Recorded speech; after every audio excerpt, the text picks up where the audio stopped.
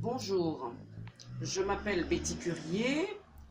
Je fais cette vidéo pour parler de ce que j'ai vécu à la SNCF à compter de 2013 où j'ai été recrutée en tant que travailleur handicapé. J'ai vécu l'enfer et j'ai vu des vertes et des pas mûres alors que l'entreprise savait qu'il m'avait recruté en tant que travailleur handicapé avec une maladie. Et j'ai souffert par la dureté de mes chefs.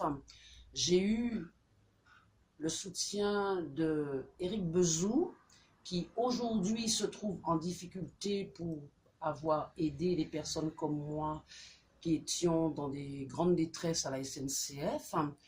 J'ai quand même intenté à ma vie, j'ai laissé des plumes à la SNCF. Aujourd'hui, à l'âge de 50 ans, la SNCF m'a proposé de partir à la retraite, simplement parce que j'avais été malade. Donc je pense que l'entreprise a du travail à faire au niveau des personnes qu'ils recrutent, des personnes notamment malades. Et que c'est une grande hypocrisie que de dire que nous recrutons un quota de personnes handicapées quand nous les traitons très très mal, comme ça a été mon cas.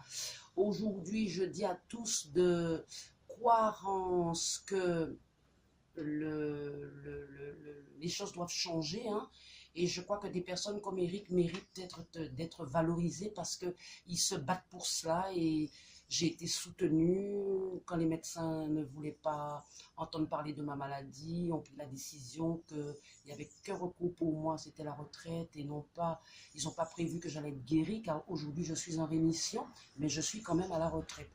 Donc je demande à tout un chacun de réfléchir et de se dire que aujourd'hui c'est l'entreprise SNCF qui va mal, et il faudrait peut-être que notre hiérarchie entende cet appel, et c'est un cri de détresse que je lance parce que j'ai 52 ans, je vais très bien aujourd'hui, grâce au soutien de beaucoup de personnes et, comme je dis, au soutien que je porte aujourd'hui à Eric. Je suis pensionnée SNCF, hein, et je perçois une pension de la CRAMIF, hein, et je peux vous dire que ce n'est pas énorme. Donc attention pour ce message, c'est surtout pour faire comprendre aux collègues qui sont travailleurs handicapés que l'entreprise n'est pas avec nous, et nous ne pouvons pas subvenir à nos besoins avec le si peu que la SNCF nous donne, en nous proposant de partir plus tôt à la retraite sous prétexte que nous sommes malades.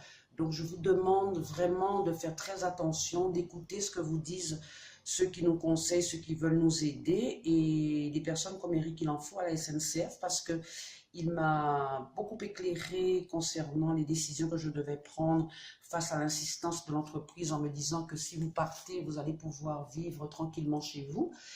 Et je tenais aussi à vous dire qu'ils vont tellement loin qu'un médecin m'a dit à la SNCF, retournez dans votre pays d'origine. Donc actuellement, je me trouve aux Antilles parce que c'est très maigre ce que l'on perçoit. Voilà. Donc sachez que des personnes qui se battent pour nous ne se battent pas en vain. Et je voulais aussi dire que le geste de génuflexion que l'on reproche à Eric, moi je pense que c'est un geste d'humilité, et ces gens-là devaient se sentir fiers parce qu'ils n'avaient même pas à s'abaisser devant eux. Voilà. Soutenez-le en masse, soutenez Eric en masse, en masse, en masse le 23, chers collègues. Et j'espère que je serai en direct pour pouvoir voir le dénouement des choses et que nous allons sortir victorieux de cette affaire-là. Bonne soirée à tous.